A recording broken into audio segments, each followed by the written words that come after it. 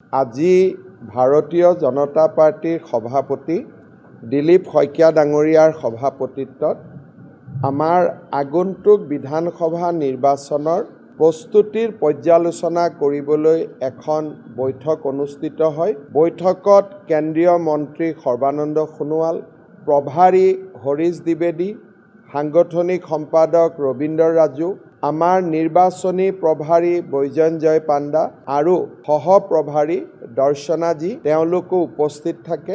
আমাৰ নিৰ্বাচনৰ প্ৰস্তুতিৰ ওপৰত আমি বুজ লওঁ। প্ৰধানমন্ত্ৰী ডাঙৰীয়া অসমত 17 আৰু 18 জানুৱাৰীত অহাৰ সম্ভাৱনা আছে। প্ৰধানমন্ত্ৰী ডাঙৰীয়াৰ সভাসমূহৰ বিষয়েও আমি এটা আলাপ আলোচনা কৰোঁ। গৃহমন্ত্ৰী ডাঙৰীয়া 29 জানুৱাৰী তাৰিখে অসমলৈ অহাৰ সম্ভাৱনা আছে। তেখেতৰ ভ্ৰমণ সম্পৰ্কেও প্ৰস্তুতিমূলক আমি বৈঠক অনুষ্ঠিত কৰোঁ আৰু অহা 5 তাৰিখৰ পৰা বিজেপিয়ে গোটেই ৰাজ্যতে ৱাল পেইণ্টিং, আমাৰ দলৰ কমল চিনটোক লৈ আমি ৱাল পেইণ্টিং আৰম্ভ কৰিম আৰু দলৰ বিভিন্ন মিত্ৰতা, প্ৰাৰ্থী নিৰ্বাচনৰ প্ৰক্ৰিয়া, সাম্ভাব্য নিৰ্বাচনৰ তাৰিখৰ প্ৰতি লক্ষ্য ৰাখি কোন কোন নেতাক আমি প্ৰচাৰত মাতিব লাগিব, গোটেই কথা বতৰাবিলাক আমি প্ৰায় 2 ঘণ্টা 3 ঘণ্টা সময় ধৰি আলোচনা কৰোঁ। আলোচনা খুব প্ৰডাক্টিভ আছিলে, ভাল আছিলে আৰু এক প্ৰকাৰ বিজেপি নিৰ্বাচনৰ বাবে প্ৰস্তুত হৈছে।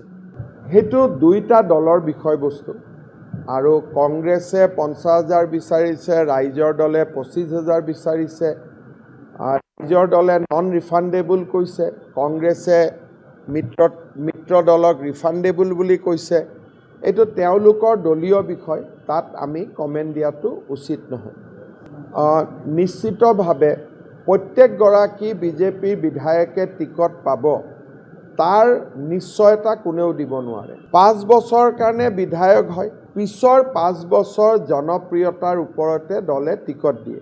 আমাৰ ইয়াত এপ্লিকেশ্যনৰ ছিষ্টেম নাই, আমি কাৰোৰ পৰা আবেদনো নলওঁ। গতিকে আমাৰ নিৰ্বাচনত কোনে টিকট পাব, বুথ কমিটিৰ পৰা ৰাজ্যিক নিৰ্বাচনী কমিটিলৈকে এটা প্ৰক্ৰিয়াৰ মাজেৰে নাম আহে। ৰাজ্যিক নিৰ্বাচনী কমিটিয়ে সেই নাম 2-3টা প্ৰত্যেক সমষ্টিৰ বিপৰীতে দলৰ সংসদীয় বৰ্ডলৈকে আমি প্ৰেৰণ কৰোঁ আৰু তাৰ পিছত তাতে সিদ্ধান্ত হয়। সংসদীয় বৰ্ডৰ সভাত কি সিদ্ধান্ত হ'ব 2 মাহ আগতে তাক কোনেও ক'ব নোৱাৰে।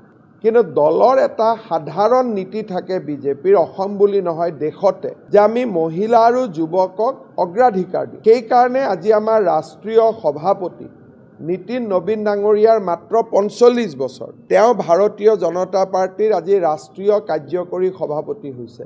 তাৰ মানে কি, যে দলে নতুন মুখক সদায় প্ৰাধান্য দিয়ে, কিন্তু অসমৰ ক্ষেত্ৰত কেইখন মুখক দিব, কিমানক দিব, তাক অকল সংসদীয় বৰ্ডেহে ক'ব পাৰিব।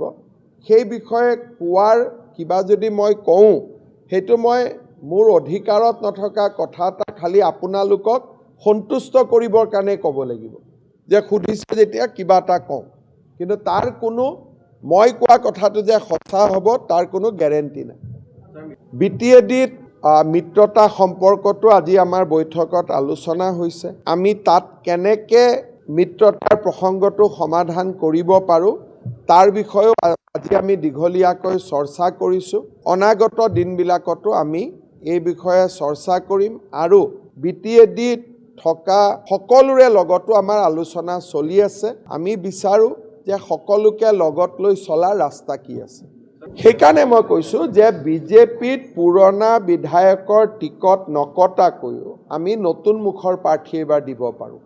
22টা সমষ্টি আমাৰ নতুনকৈ আছে, য'ত আমি পুৰণা টিকট নকটাকৈ 22জন নতুন প্ৰাৰ্থীক আমি টিকট দিব পাৰোঁ আৰু 103টা সমষ্টিৰ ভিতৰত এই 22জন।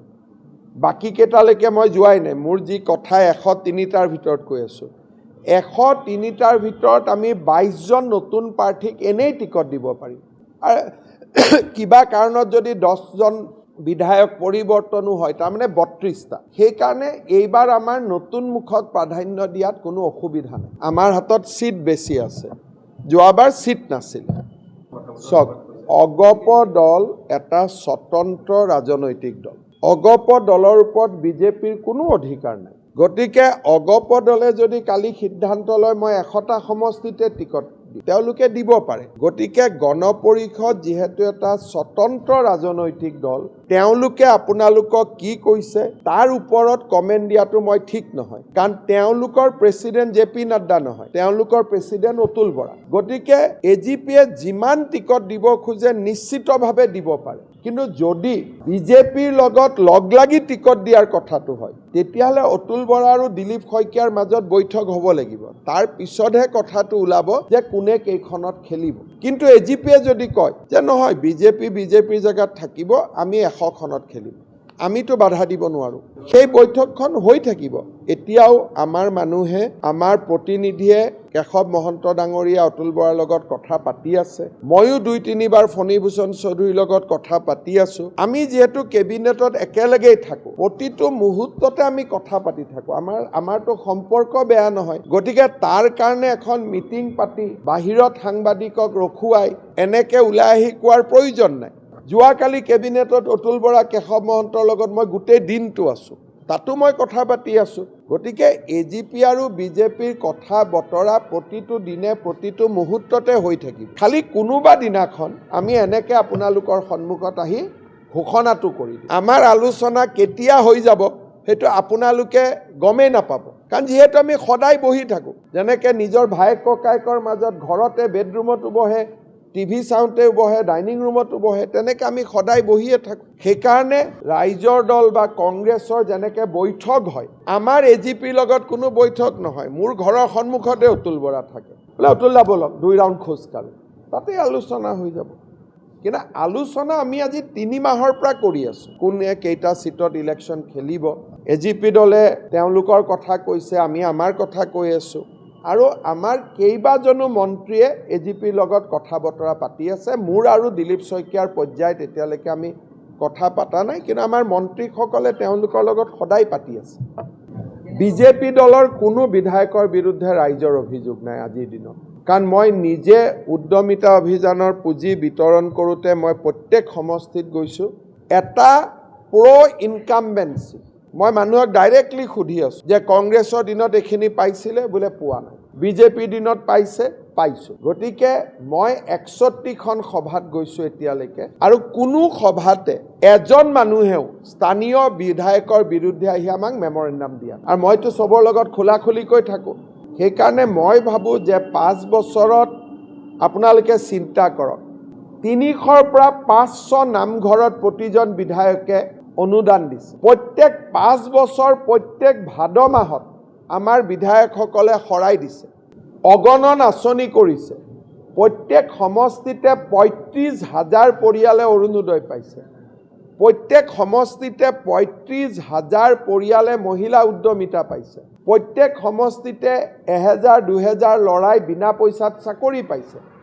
সেইকাৰণে আমাৰ কোনো বিধায়কৰ বিৰুদ্ধে ক'তো এণ্টি ইনকামবেঞ্চি মই দেখা নাই। য'ত সমষ্টিয়ে নোহোৱা হৈ গ'ল ডিলিমিটেশ্যনৰ কাৰণে, সেইটো বেলেগ কথা। সেইকাৰণে আগে পিছে যিটো কথা ওলায় যে বিজেপিৰ বিৰুদ্ধে, এইবাৰতো আমাৰ কষ্ট হ'ব বিধায়কৰ টিকট কাটোতে। কাৰণ মই জানাত ছাৰ্ভেত প্ৰেজেণ্ট বিধায়ক সকলোৱে 1-2ৰ ভিতৰত আহি যাব, কাৰণ ইমান কাম হৈছে। আৰু কামবিলাকতো আমি বিধায়কৰ জৰিয়তে কৰিব লাগে।